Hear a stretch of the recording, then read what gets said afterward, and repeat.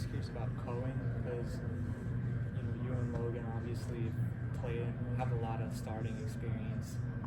What do you feel like how has he earned that kind of trust from his teammates? I think it's just the way that he goes about every day. He's a really hard worker, and he's a vocal leader for us too. He has a talent to kind of rally the troops around him, so to speak.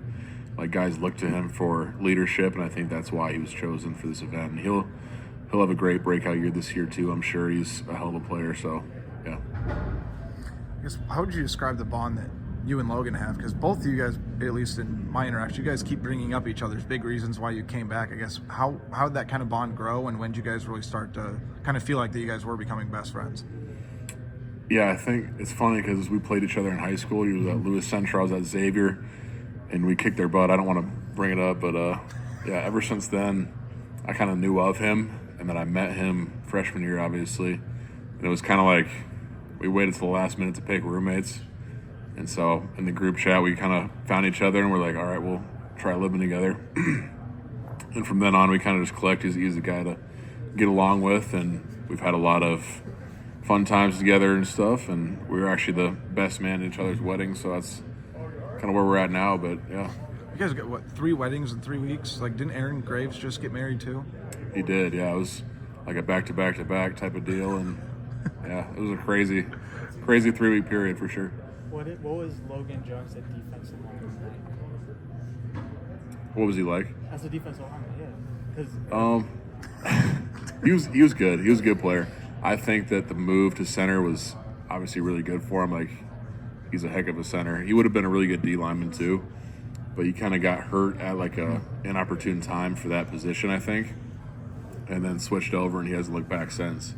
So, how have you seen him, like, just the transition from when he started to like where he is? I mean, obviously being regarded as like one of the best centers in the country. How have you seen that progression kind of take place? Yeah, it's crazy. I think right when he switched over, I could tell he was going to be really good. Like, he's obviously super strong, super athletic, and he had good leverage and like balance too in the pass game, I think.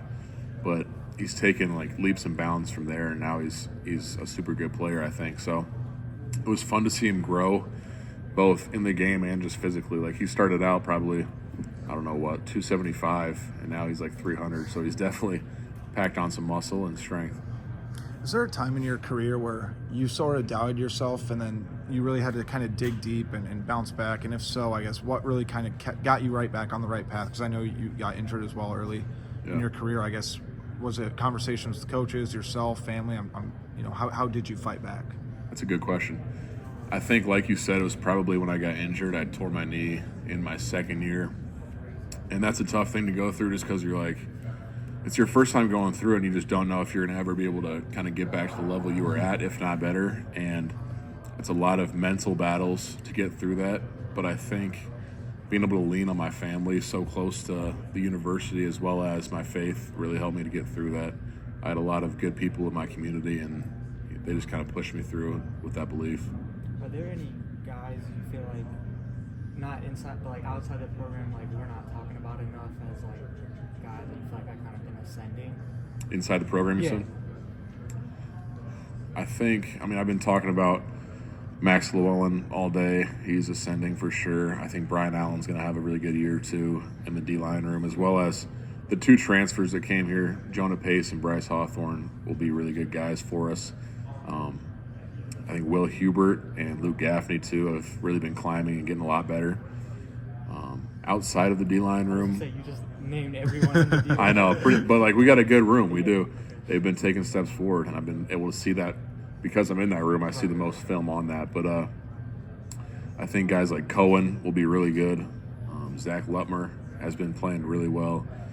Obviously Xavier, but he's a little bit more established. He's played a little bit more. But yeah, we got a lot of good guys that are taking steps forward.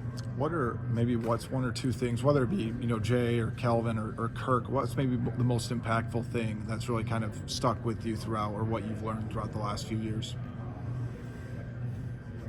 I think that the most impactful kind of message that I've heard really from all 3 is just to kind of trust the process. And what we preach at Iowa is kind of they call it like the slight edge, or doing the little things right day to day, and that's going to be what allows you to hit those big goals. It's not just, name a goal and then try to make it happen. It's like focus on the here and now.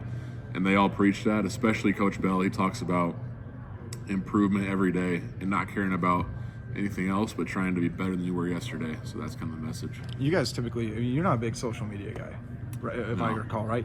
I guess has that really kind of helped you trust that process, because we know how social media is, kind of just elevates everything or make it really what not reality is? And has that, I guess, kind of helped you just sort of stay that course? Yeah, our coaches kind of tell us to not really look at that, especially in season, because obviously there's a lot of voices out there and they're not necessarily in the building seeing what happens on a day-to-day.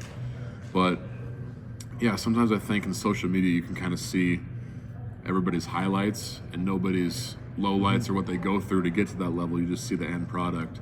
So yeah, that can definitely be a hurtful thing, I think, to always be looking at that. I guess also for you, I mean, how would you kind of describe your journey? Because it's funny, because I see some similarities between like almost you and Joe Evans, in sort of your playing style. And I guess, how do you want to be?